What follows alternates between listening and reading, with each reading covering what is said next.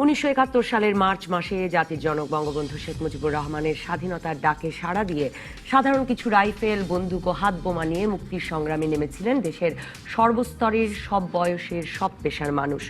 সংখ্যা এবং অস্ত্রশস্ত্রে শক্তিমান পাকিস্তানি সেনাবাহিনীর ভয়াবহ নির্মমতার মধ্যেই বীর বাঙালির সাহস 9 মাসের রক্তক্ষয়ী সংগ্রামকে একটি সার্থক এবং সফল জনযুদ্ধে রূপ দিয়েছিল। রাজনীতিক, ইতিহাসবিদ, মুক্তিযুদ্ধ গবেষকেরা বিভিন্ন সময় 71-এর মুক্তিযুদ্ধকে জনযুদ্ধ বলে অভিহিত করে আসলেও যুদ্ধ পরবর্তীকালে মুক্তিযুদ্ধের ইতিহাস রচনা ও এর আনুষ্ঠানিক বয়ানে তা সবসময় উপেক্ষিত থেকেছে। মুক্তিযোদ্ধাদের মধ্যে সমাজের নিম্নবিত্ত, নিম্ন মধ্যবিত্ত প্রান্তিক জনগোষ্ঠীর মানুষের সংখ্যা বেশি থাকলেও স্বাধীনতা লাভের পর যুদ্ধবিধ্বস্ত দেশে ঘুরে দাঁড়িয়ে খেয়ে পড়ে বেঁচে থাকার সংগ্রাম নিয়ে ব্যস্ততা আর সমাজের ক্ষমতা কাঠামোয় প্রভাবশালীদের ভেতরে মুক্তিযুদ্ধে অংশ না নেওয়াদের দাপটে বাংলার স্বাধীনতায় কৃষক, শ্রমিক, মজুরের যার যা কিছু আছে তাই নিয়ে শত্রুর মোকাবেলার গল্পের যথাযথ মূল্যায়ন হয়নি, এমন ব্যাখ্যাও আছে। স্বাধীনতার 48 বছর পার হলেও তাই মুক্তিযুদ্ধের ইতিহাসে এবং গবেষণায় পূর্ণাঙ্গভাবে উঠে আসেনি মুক্তিযুদ্ধকে জনযুদ্ধে পরিণত করা একেবারে সাধারণ মানুষের অংশগ্রহণের কথা। 9 মাসের যুদ্ধে 30 লাখ শহীদের সাথে 2 লাখেরও বেশি নারীর অত্যাচারিত হওয়ার ইতিহাস সংখ্যার গুরুভারে সামনে এলেও আলোচনায় আসেনি ব্যক্তি নারীর লড়াই এবং সাহসিকতার কথা। মুসলমান, হিন্দু, বৌদ্ধ, খ্রিস্টান সব ধর্মের মানুষের আলাদা আলাদা বিপদ ও সংগ্রাম আর বাঙালি জাতীয়তাবাদের বিজয় গাথা হিসেবে পরিচিত আমাদের মুক্তিযুদ্ধে অংশ নেওয়া আদিবাসীদের ইতিহাসও থেকেছে অবহেলিত। বাংলাদেশে প্রাতিষ্ঠানিক পর্যায়ে ও ব্যক্তিগত উদ্যোগে মুক্তিযুদ্ধ বিষয়ে গবেষণার পাশাপাশি মুক্তিযুদ্ধের ইতিহাস বিকৃতি হওয়ায় মুক্তিযুদ্ধ বিষয়ক গবেষণা ও মুক্তিযুদ্ধের ইতিহাস সংরক্ষণে রাষ্ট্রীয় পৃষ্ঠপোষকতাও দরকার বলে মনে করেন অনেক গবেষক। এসব নিয়ে আলোচনায় আজ রাজকাহন স্টুডিওতে আছেন লেখক ও গবেষক আফসান চৌধুরী, মুক্তিযুদ্ধ জাদুঘরের ট্রাস্টি ডাক্তার সারওয়ার আলী এবং বাংলাদেশ নারী প্রগতি সংঘের নির্বাহী পরিচালক রোকেয়া কবির। স্বাগত আপনাদের তিনজনকে। ডাক্তার সারওয়ার আলী, আমি আপনাকে দিয়েই যদি শুরু করি যে মানে মুক্তিযুদ্ধকে আমরা জনযুদ্ধ বলি, কিন্তু সেই জনযুদ্ধে সাধারণ মানুষের ইতিহাস আসলে কতটুকু তুলে আনা গেল? আমি যতটুকু জানি মুক্তিযুদ্ধ জাদুঘরও তার কার্যক্রম শুরুর সময় পর থেকেই আসলে একেবারে সাধারণ মানুষের স্মৃতিটা ধরে রাখার, লিখে রাখার চেষ্টা করছিল। কেন এই উদ্যোগের প্রয়োজন, কেন, কতটুকু করা গেল? না, প্রথমে বলে নেওয়া উচিত যে এই যে শিরোনামটি যে মুক্তিযুদ্ধ জনযুদ্ধ, এটি যে যথার্থতা এটি আগে স্বীকার করতে হবে দেশের মানুষকে। এটি হলো প্রথম বিষয়টি। সাধারণভাবে ধারণা করা হয় যে মুক্তিযুদ্ধ যেহেতু এটি একটা সশস্ত্রভাবে পরিচালিত হয়েছে, কাজে এটা খুবই স্বাভাবিক যে যারা সামরিক বিষয় সম্পর্কে অবগত রয়েছেন, যারা রণকৌশল বোঝেন, সশস্ত্র বাহিনীর মানুষ, তাদের নামটি আগে চলে আসে। তারপরে আসে যারা অস্ত্র নিয়ে নাড়াচড়া করেন, ইপিআরের নাম। তারপরে আসে পুলিশ বাহিনীর নাম। সেই কারণে যে সাধারণ শ্রমিক, কৃষক, ছাত্রদের যে ভূমিকাটি, এটি যখন ইতিহাস রচনা হয় তারা তো কমান্ডারের জায়গাটি ছিলেন না, সে কারণে এটা অতটা গুরুত্ব পায়নি। কিন্তু এখানেও একটা খুব গুরুত্বপূর্ণ বিষয় আছে, এটি অনেক সময় মিস করে, সম্ভবত আফসান চৌধুরী সাহেব গবেষণায় পেয়েছেন। এটাও লক্ষ্য করার বিষয় যে যখন 25 মার্চ গণহত্যা শুরু হলো, প্রথম রেজিস্ট্যান্সটা যেটা এসছে সেটা কিন্তু পুলিশ থেকে, রাজারবাগের পুলিশ থেকে, এবং সংখ্যার দিক দিয়ে মানে অস্ত্রধারী মানুষের সংখ্যার দিক দিয়ে মুক্তিযুদ্ধে অংশগ্রহণ করেছে পুলিশের সংখ্যাটাই বেশি। আচ্ছা, তো সেভাবে বললে তো আসলে পুলিশের সেই কৃতিত্ব গাথার কথাও আমরা খুব বলি না। সেটা বলছি, হ্যাঁ, সেই জন্য বলছি যে একেবারে গোড়া থেকে আসা ভালো। দ্বিতীয় যেটি হচ্ছে, তারপরে যে সংখ্যার বিচার যদি করে, তারপরে ইপিআর ঠিকই পিলখানায় সেই সময় পুলিশ যেভাবে প্রতিরোধের সংগ্রামে লেপেছিল, ইপিআর অতটা করেনি। কিন্তু আমাদের সাব সেক্টর কমান্ডাররা অধিকাংশ ইপিআরের মানুষ, একদম তখন বিডিআর মানে ইপিআর ছিল, ইপিআর ছিল। এবং সামরিক যারা, তাদের সংখ্যাটি সে অনুযায়ী বাঙালি সেনা কর্মকর্তার সংখ্যাও কম ছিল, কাজে ওদের সংখ্যাও কম আছে। কিন্তু তারাই তো কমান্ড পজিশনে স্বাভাবিক থাকবেন, কারণ তারাই তো অস্ত্র চালনটা শেখাচ্ছেন আমাদের। সেই কারণেই আমার ধারণা যে এই ঘটনাটি ঘটেছে। এখানে একটা মৌলিক জিনিসের একটা সমস্যা দাঁড়ালো, সেটি হচ্ছে যে মুক্তিযুদ্ধটি কিন্তু মুক্তি বাহিনীর দ্বারা এই বিজয় বা অর্জিত হয়নি। যে জিনিসটি উপেক্ষিত হয়েছে সেটা হচ্ছে যে বাংলাদেশের অবরুদ্ধ বাংলাদেশের সাধারণ মানুষের ভূমিকা। যে মনে করেন আমরা যখন ঢুকেছি দেশের মধ্যে, গ্রামের পর গ্রাম গিয়েছি, এই পুরুষ শূন্য গ্রাম। অধিকাংশ ক্ষেত্রে লক্ষ্য করেছি আমরা যে পুরুষরা হয় ভয়ভীত হয়ে চলে গেছেন, এলাকা ছেড়েছেন, কিংবা মুক্তিযুদ্ধে যোগদান করেছেন। নারীরাই কিন্তু সেই সময় গ্রামগুলোকে ধরে রেখেছেন এবং তারাই আমাদেরকে আশ্রয় দিয়েছেন, তারাই আমাদের অস্ত্র লুকিয়ে রেখেছেন। এ কথা নিশ্চিত জেনে যে এই ঘটনা জানা যায়, তাহলে তারা একটা চরম বিপর্যয়ের মুখে পড়বেন। কাজে এই জনযুদ্ধ যখন বলি, তখন আমি শুধু মুক্তিবাহিনীর সদস্যদের বিষয় বলে, ওটি করলে কিন্তু আপনি স্টিরিওটাইপিং হয়ে যাবে। আপনাকে ভাবতে হবে এই যে অবরুদ্ধ বাংলাদেশের যে সাধারণ মানুষ, তাদের সমর্থন ছাড়া এই মুক্তিযুদ্ধটা বিজয়ের জায়গায় পৌঁছাতে পারত না। এই দৃষ্টিভঙ্গিতে মুক্তিযুদ্ধ জাদুঘর আমরা চেষ্টা করি যে কিভাবে এই ডকুমেন্টসগুলো পাওয়া যায়। এগুলো তো ডকুমেন্টেশন নাই, আবার এগুলো তো কোনো ডকুমেন্টেশন নাই, এর কোনো স্থির চিত্র নেই, তাই না? কাজে ওই ক্ষেত্রটা ওইটি যদি এক্সপ্লোর না করা হয়, তাহলে মুক্তিযুদ্ধটা যারা অস্ত্রধারী মানুষ তাদেরই যুদ্ধ থেকে থাকবে। এবং সেক্ষেত্রে আমি সর্বশেষ এই পর্যায়ে বলে শেষ করি, একটা খেতাবের ক্ষেত্রেও এটি ঘটল। হ্যাঁ, খেতাবের ক্ষেত্রেও এটি ঘটলো, কারণ যারা কমান্ডার তারা খেতাব যারা পেলেন, যারা মুক্তিবাহিনীর যারা জনযুদ্ধের অংশগ্রহণ করেছিলেন তাদের খেতাব প্রাপ্তিটা খুব কম। অন্যান্য সমস্যা ছিল কিন্তু এটুকু। সেই কারণে বলছি যে দৃষ্টিভঙ্গিটা যদি ওই জায়গায় নিয়ে যেতে পারি আমরা, যে মুক্তিযুদ্ধ বলতে শুধু সশস্ত্র মুক্তিবাহিনী বোঝায় না, অবরুদ্ধ বাংলাদেশের সাধারণ মানুষ, বিশেষ করে আমি বলি শেষ করি যে নারী বলতেই, মুক্তিযুদ্ধে নারীর ভূমিকা বলতেই নির্যাতিতা, ধর্ষিতা না, ওই যে নারীর যে সবচেয়ে বড় ভূমিকা তো চোখের সামনে দেখা, সেটি হচ্ছে ডাক্তার সারা আলী, আপনার কাছে আমি যখন আসবো, আমি আসলে এই প্রশ্নটা তিনজনের কাছেই খুঁজবো। কিন্তু ধরুন, নির্যাতিত, অত্যাচারের শিকার হওয়া নারীদেরকে তো আমরা নানা রকম কারণে একরকম লুকিয়ে ফেলেছি, আর তাদের খোঁজই পাওয়া যায় না, কিন্তু এরকম একটা সমাজ বাস্তবতায় বা করেছি। কিন্তু অন্য ক্ষেত্রে ইতিহাসটা পাওয়া যায় না কেন? ধরুন 3 দশক আগে আপনি যখন খুঁজতে শুরু করলেন, যদি আমি মুক্তিযুদ্ধ জাদুঘরের কথাই বলি, তখনও তো স্মৃতি আছে, এমন মানুষের সংখ্যাও থাকবার কথা ছিল।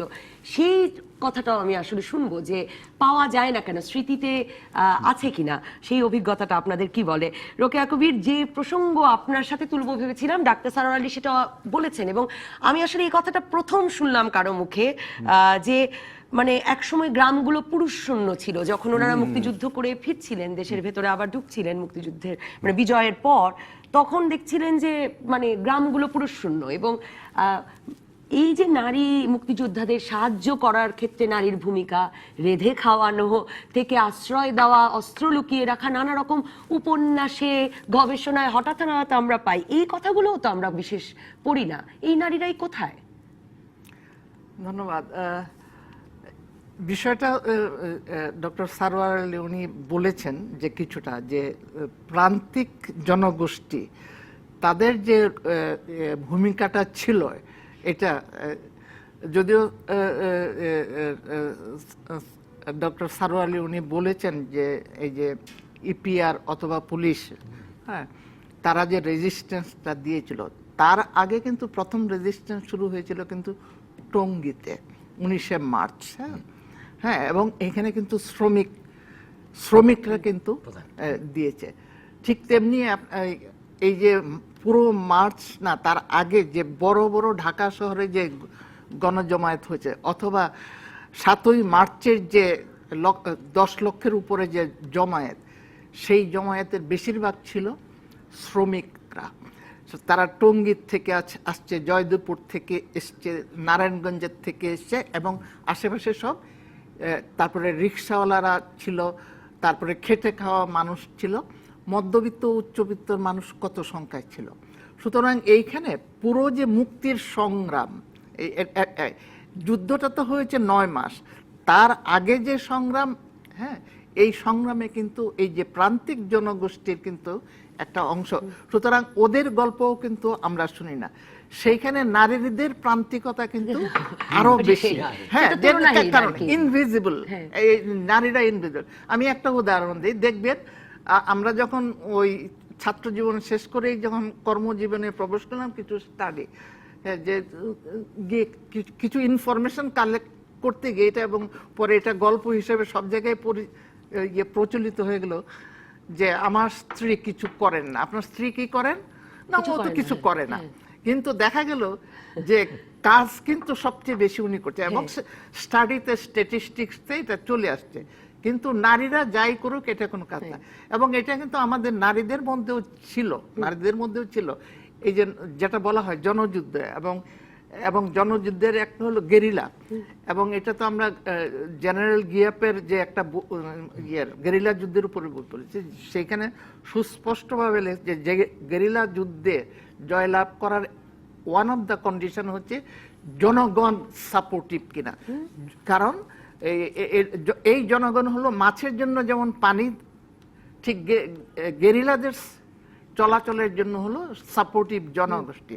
যেটা ডক্টর সারোয়ার আলী বলেছেন যে প্রথম ধাক্কাতে কিন্তু পুরুষরা আউট, হ্যাঁ, শুধু বৃদ্ধা এবং বাচ্চারা ছাড়া। এবং এইখানে আপনারা দেখবেন কিন্তু যে এই মুক্তিযুদ্ধের সময় ওইভাবে কিন্তু কোনো দুর্ভিক্ষ হয় নাই। হ্যাঁ, কারণ কৃষি উৎপাদন এবং হাঁস মুরগি লালন পালন এবং শাক সবজি চাষ এগুলো কিন্তু সব নারীরা করেছে ইউজুয়ালি। কিন্তু তখন এখন যত নারীরা অংশগ্রহণ করে এই কৃষি কাজে, তখন কিন্তু এত। সুতরাং নারীদের একটা হলো যে কৃষিতে তারা ভূমিকা রেখেছে, আরেকটা হলো ওই যে গেরিলাদের যে সাপোর্টটা দেয়া এইটা।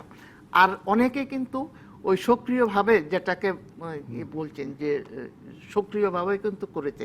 কিন্তু ওই নারীদের মধ্যেও কিন্তু এইটা যে তারা কিছু কাজ করেছে, এই বোধটা কিন্তু এই যে ছোটবেলার থেকে যে আমরা তো কিছু করি না, হ্যাঁ, ওই যে চিন্তা ভাবনাটা এটাই রয়েছে। সুতরাং এইখানে এই জায়গাটি থেকে আসলে আফসান চৌধুরী আপনার কাছে যেতে চাই যে মানে রোকেয়া কবির যে প্রসঙ্গটা বললেন, গেরিলা যুদ্ধের প্রসঙ্গটা, মানে আমরা যদি আমাদের মুক্তিযুদ্ধটাকে মার্চ থেকে ডিসেম্বর পর্যন্ত জনযুদ্ধ হিসেবে এই ইতিহাসটা মানে না সংরক্ষণ করি, না তুলে আনি, তাহলে তো এটা আসলে শেষ পর্যন্ত সেই ভারত পাকিস্তানের যুদ্ধে পরিণত হয়। মানে ডিসেম্বর পর্যন্ত তো আমাদের ছেলে মেয়েরা টেনে নিয়ে গেল, কিন্তু একে যদি আমরা একটা ওই যে সামরিক যে কিছু দামাল ছেলে যারা হয়তো বিশ্ববিদ্যালয়ের ছাত্র আর সেনাবাহিনী শুধু তারা লড়েছে, মানে বাঙালি সেনা অফিসার, সেখানে তো আসলে এই লড়াইটা আমরা তাহলে করে যেতে পারি না এত মাস ধরে। মানে একটা জনভিত্তি তো তৈরি করতে হয় এই যুদ্ধে। ধন্যবাদ। আমি দুইটা প্রসঙ্গ বলি। প্রথম হচ্ছে যে একটা দেশ বন্দুকের নল দিয়ে স্বাধীন হয় না।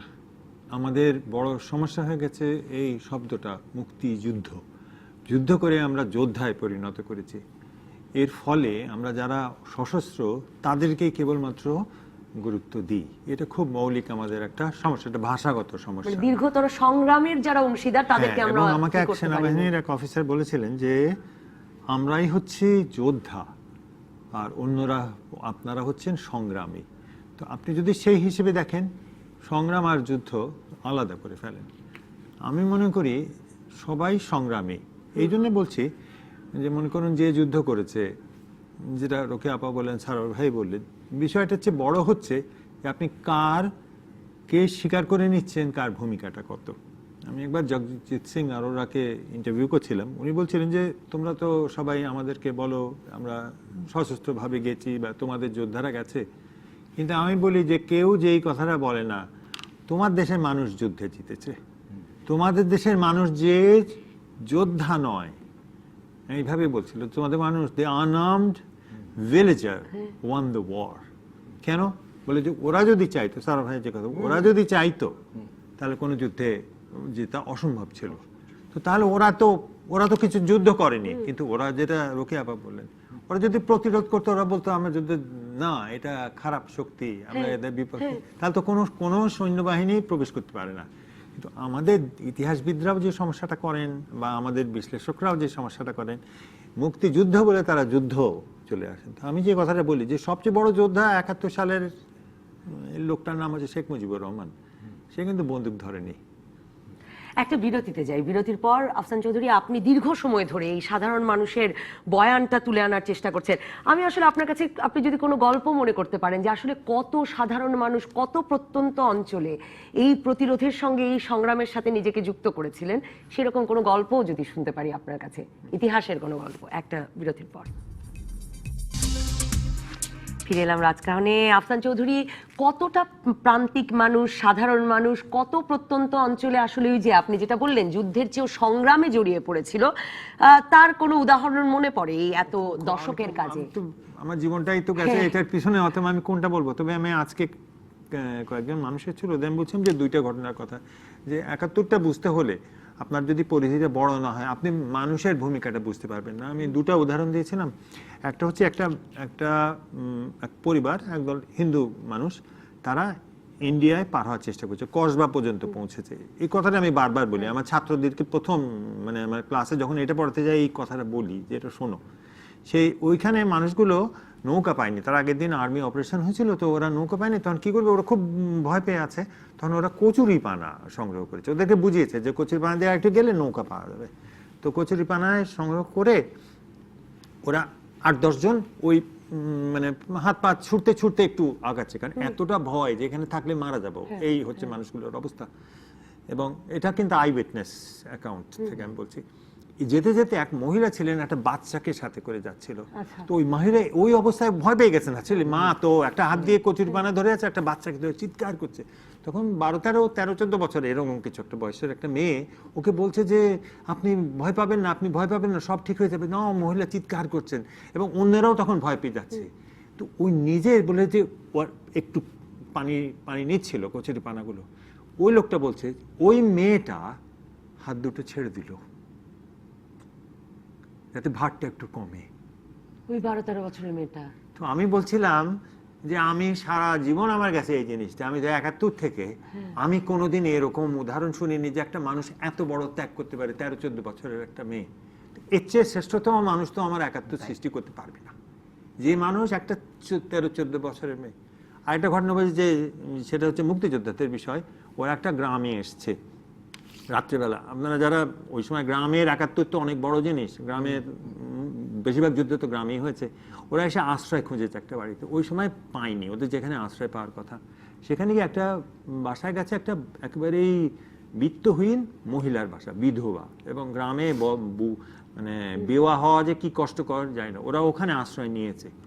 এই মহিলা ওদেরকে আশ্রয় তো দিয়েছে, মহিলার দুশ্চিন্তা হচ্ছে যে এই গ্রামে তো অনেক সক্রিয় রাজাকার এবং পিস কমিটি আছে, যে যাতে এরা না বুঝতে পারে।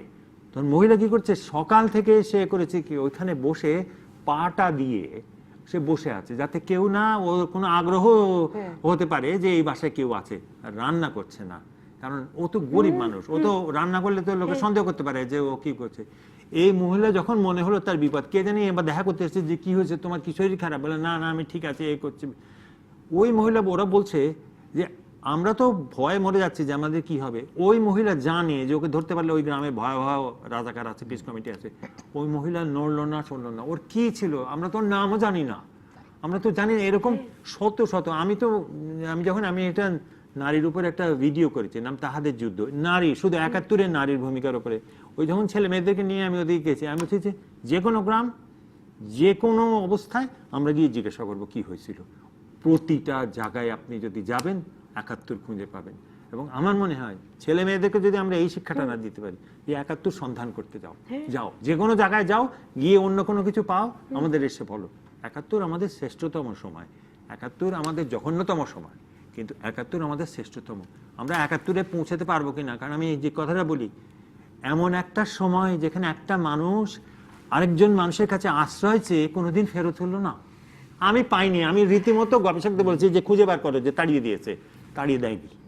রোকেয়া কবির, এই গল্পটাও তো আসলে আমরা মুক্তিযোদ্ধাদের কাছেও ভীষণভাবে শুনি, এবং যারা মানে মাইলের পর দুটো গল্প তো মানে যারা মুক্তিযুদ্ধে সরাসরি অংশগ্রহণ করেছেন তাদের কাছে শুনি যে এই যে পালাতে মানে কোথাও একটা গিয়ে আশ্রয় পাওয়া, এবং সাধারণভাবে নারীরাই আশ্রয় দিচ্ছেন, তারাই লুকিয়ে খাবার দিচ্ছেন, তারাই অস্ত্র লুকাচ্ছেন। আবার আরেকটা গল্প শুনি যে এই যে মাইলের পর মাইল হেঁটে মানুষ যারা গ্রাম থেকে গ্রাম পালাচ্ছেন, তারাও অনাত্মীয়ের বাড়িতে, একেবারে অপরিচিতের বাড়িতে আশ্রয় পেয়ে যাচ্ছেন সপরিবারে। মানে এই পরিস্থিতিটাও তো আসলে তৈরি করেছিলেন বাংলার গ্রামের মানুষ, বিশেষভাবে নারীরা নিশ্চয়ই। অবশ্যই আমরা এইখানে আমি উপস্থিত আছি, ডক্টর সারোয়ার আলী আছেন। আমরা যখন কাপাসিয়ার দিকে চলে গেলাম, আমরা গিয়ে একজন মহিলা যিনি বিধবা, যেটা কথাটা বললেন, ওনার একটা বাচ্চা, ওনার 2 মেয়ে ঢাকায় পড়াশোনা করে, তারা হোস্টেলে, হ্যাঁ, নার্সিংয়ে পড়ে এখন, হ্যাঁ, তা ওনাকে আমরা নানি বলছি। হ্যাঁ, তো পরিচিত লোকের সূত্রে আমরা গিয়েছি, মতিবাই, হ্যাঁ, প্রথম আলোর মতিবাইয়ের পরিচয়ের সূত্রে আমরা গিয়েছি, এবং ওইখানে আমরা তো আছি, ডাক্তার রত্না, তারপরে হলো মতিয়া চৌধুরী এবং মতিয়া চৌধুরীর হাজবেন্ড। হ্যাঁ, এই যে পুরো গ্রুপ আমরা ছিলাম, উনি ওনার রুমটা ছেড়ে দিয়েছেন, উনি ওনার বাচ্চা ছেলেটাকে নিয়ে রান্না করে। তারপরে আমার পক্স হলো, আমি থেকে যেতে হলো, আমরা যেতে, ওনারা একে একে সবাই চলে গেলেন ইন্ডিয়াতে, কিন্তু আমি 20 দিনের মতো ওইখানে একা ছিলাম। এই যে আমাকে প্রোটেকশন দেওয়ার থেকে শুরু করে, এই যে কৌতূহলী, গ্রামের কৌতূহলী মানুষের কাছ থেকে আমাকে প্রোটেক্ট করা এবং ইয়ে করে রাখা, এই যে কাজটা করেছেন ওনার নিজের রিস্ক।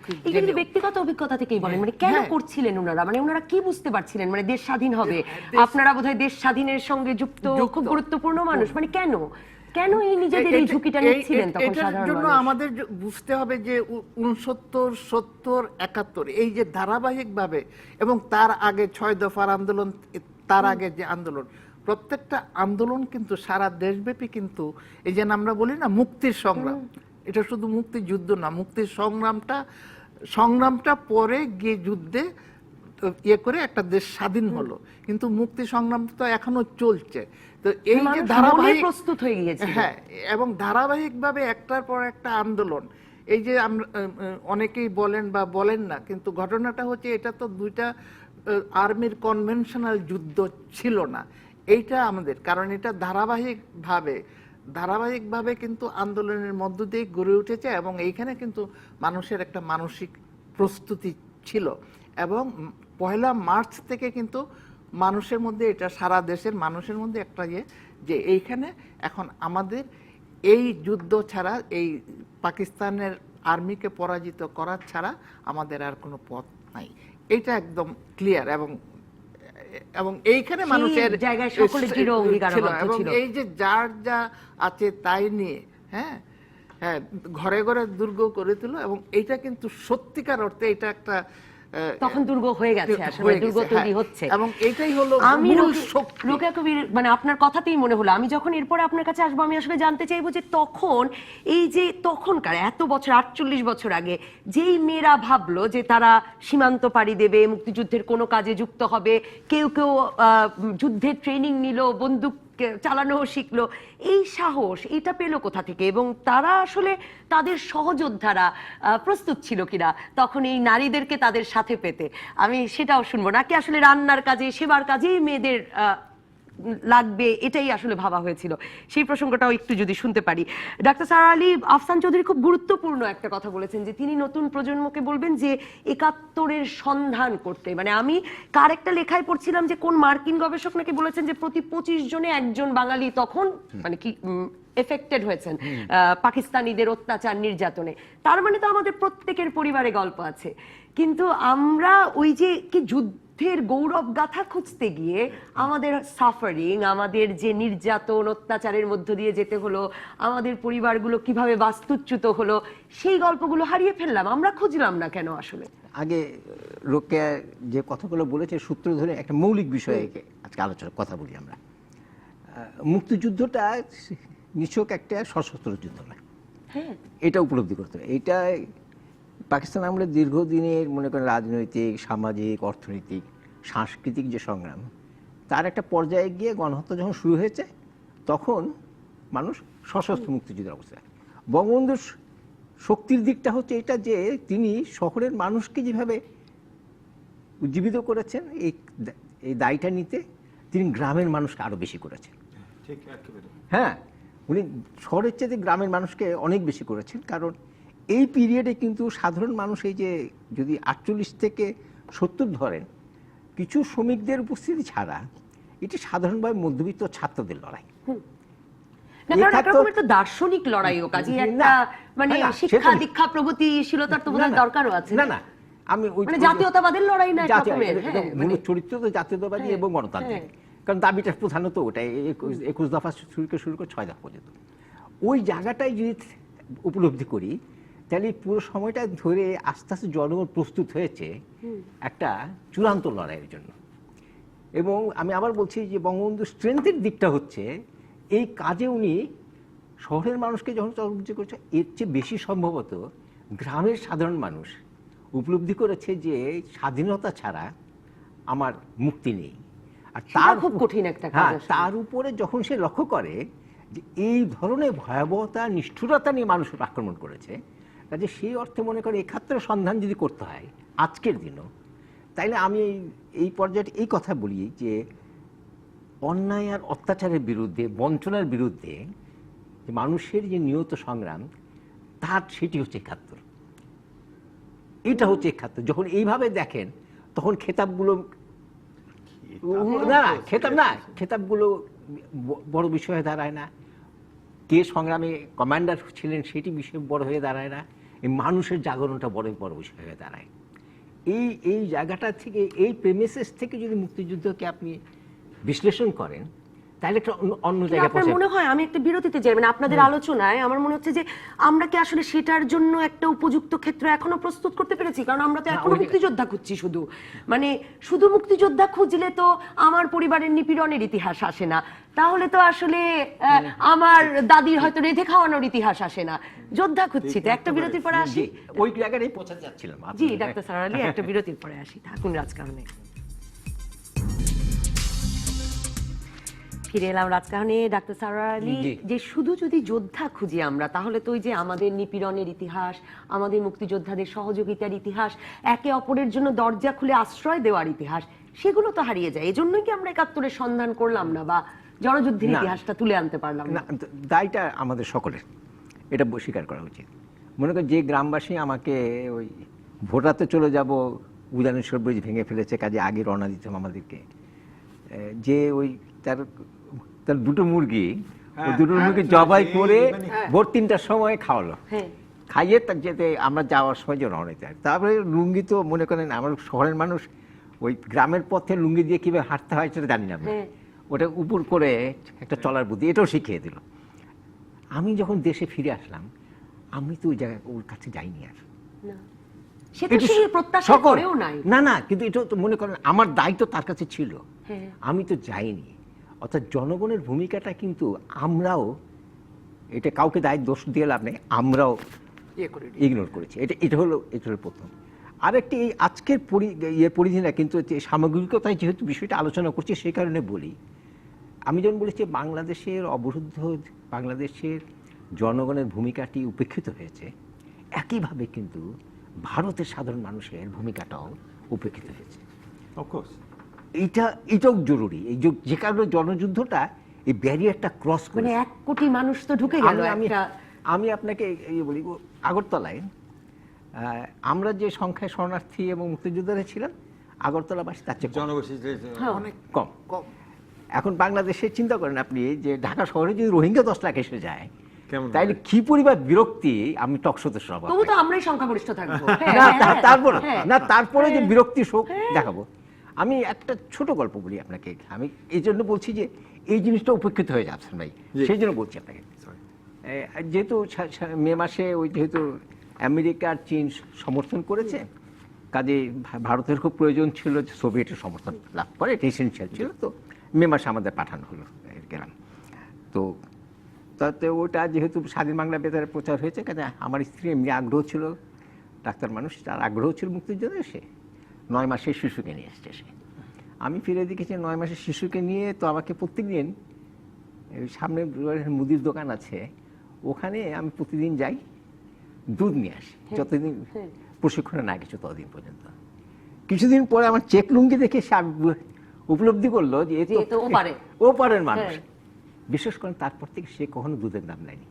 সাধারণ মুদি, একটি সাধারণ মুদি, সে কখনো আমার কাছে এর পরের বাঁচছিলাম প্রশিক্ষণ দেওয়ার আগে, সে আমাদের এই যে সাধারণ ভারতের নাগরিক, হ্যাঁ, ভারত সরকারের রাষ্ট্রে পাকিস্তান যদি দ্বিখণ্ডিত দুর্বল হয়, ভারতের উল্লসিত হওয়ার কারণ আছে, কিন্তু সাধারণ মুদিওয়ালা তার সেই জন্য এই বন্ধনটি, এই যে যতদিন আমি বাংলাদেশেই বলুন আর ভারতবর্ষে বলেন, এদের যে ভূমিকা মুক্তিযুদ্ধে, যার ভিতর দিয়ে মুক্তিযুদ্ধটা একটা জনযুদ্ধে পরিণত হয়েছে, এবং তার মৌলিক বিষয়টা কিন্তু হচ্ছে যে আমি আবার রিপিট করছি কথাটা, কারণ এটা ওনার বইয়েও একবার, মুক্তিযুদ্ধ এসেন্সিয়ালি হচ্ছে যে একটা বঞ্চনার বিরুদ্ধে, অত্যাচারের বিরুদ্ধে মানুষের একটা মানুষের প্রতিবাদ। ওই জায়গাটায় যদি থাকেন, তাইলে 47 বছর পরেও, আমি এই কথা বলে এই পর্যায়ে শেষ করি, যে 47 বছর পরেও যখন স্বাভাবিকভাবে সেই দিনের আবেগ বা অনুভূতি, তো এটা প্রত্যাশা করা যায়, এটা স্বাধীনতার দিন মানে ছুটির দিন, এটা খুব স্বাভাবিক। না, এটা সব দেশেই তাই, সব দেশ অস্বাভাবিক, ঠিক আছে, এটা অস্বাভাবিক না। কিন্তু তখন যখন ভাবি, তাইলে আজকের বাস্তবতাটাকে 71 নিরিখে বোঝা বিচার করা সম্ভব হয়, তাহলেই 26শে মার্চ আজকের দিনটি একটা হালখাতার দিন হবে। আমি হিসেব কষবো যে আমি কতটা পেলাম আর কতটা হারিয়ে, মানে পাকিস্তানের চেয়ে কতটা উন্নত মানুষের রাষ্ট্র গড়তে পারলাম, সেটাও তো একটা গুরুত্বপূর্ণ ব্যাপার। রোকেয়া কবির, আপনাকে জিজ্ঞেস করবো বলেছিলাম যে সে সময় নারীরা যখন মুক্তিযুদ্ধে অংশ নিতে চাইলেন নানা ক্যাপাসিটিতে, নানা ভাবে, সেটাতে আসলে পুরুষ সহযোদ্ধারা কেমন ভূমিকা পালন করলেন? মানে তারা কিভাবে দেখলেন? ডাক্তাররা গেলেন, ছাত্রীরা গেলেন, নানা জনে নানা কাজ করতে গেলেন। প্রস্তুত ছিল তখন নারী অংশীদার, নারী সহযোদ্ধা পেতে? আমাকে এই প্রশ্নটা অনেকেই করে যে আপনারা কোনো, আমি কিন্তু সত্যিকার অর্থে ওই ধরনের যাদের, আমি তো অপরিচিত লোকজনের, মানে 1 মাস তো বাংলাদেশে ছিলাম, এই যে অপরিচিত লোকজন আমাকে এক গ্রাম থেকে আরেক গ্রাম, এক গ্রাম থেকে আরেক গ্রাম, অপরিচিত লোকজনের বাসায় আমি থাকা, ওই বয়স, তখন আমার 19 বছর বয়স, ঢাকা বিশ্ববিদ্যালয়ে পড়ি, এই বয়সে আমার কিন্তু অন্য ধরনের কোন রকমের, এত সাহস করেছো কেন, না এই ধরনের, আমাকে এই প্রশ্নটা অনেকেই করে, কিন্তু আমি কিন্তু ওই রকমের প্রশ্নের আমি সম্মুখীন হই নাই। তারা শুধু ইয়ে করেছে যে রাজাকার আলবদর যেন আমাকে চিনতে না পারে, ইনফরমেশনটার জন্য নিরাপদ থাকেন। এবং যে কথাটা যে ডক্টর সারোয়ার আলীও বলেছেন, আমিও বলি, যে এই যে ভোর রাত্রে উঠে মুরগিটা জবাই করে পিঠা বানিয়ে যে মেয়েটা চলে যাচ্ছে, হ্যাঁ, দেশে আর ফিরতে পারবে কিনা, বাঁচবে কিনা, আমি পেয়েছি। এইটাতে কোনো ধরনের আমার ব্যক্তিগত অভিজ্ঞতার থেকে বলছি। পরবর্তীতে যখন 90s পরে 94, 95, 96, 97 থেকে 99 পর্যন্ত আমরা যখন কিছু সারা দেশ থেকে ইনফরমেশন কালেক্ট করা যে বিভিন্ন সূত্রে, তখনও দেখেছি যে অন্য নারীরাও কিন্তু বলেছেন যে তখন সাধারণ মানুষের কাছ থেকে কিন্তু তারা এ করে নেয়। আরেকটা জিনিস আমার নিজের দেখা, যখন আমরা বর্ডার ক্রস করব, তো বর্ডার ক্রস করার আগে ওই ক্ষেতে তখন কৃষকরা কাজ করতেছিল, তা আমাদের সাথে তো অনেক লোক যাচ্ছে, পার হচ্ছে। তো একটা ফ্যামিলি, হিন্দু ফ্যামিলি ছিল, তার হাতে শাখা ছিল, বেশি বয়স হয়তো হবে না, গ্রাম খেতে কাজ করছে একটা কৃষক, সে তাড়াতাড়ি উঠে এসে ওই মহিলার হাত থেকে শাখাটা ভেঙে দিল, বলে দিদি কিছু মনে করেন না, যান বাঁচানো ফরজ, হ্যাঁ, যদি কোনো রাজাকার এর হাতে পড়ে তাইলে হ্যাঁ তার থেকে আপনি নিরাপদে পার হয়ে ওই পারে গিয়ে আপনি নিতে পারবেন। এই যে মানুষের এইটা বলে সে গিয়ে কিন্তু খেতে কাজ করে, সেও আছে তার মানে সেই আফসান চৌধুরী যে বললেন সংগ্রাম, সেই সংগ্রামে।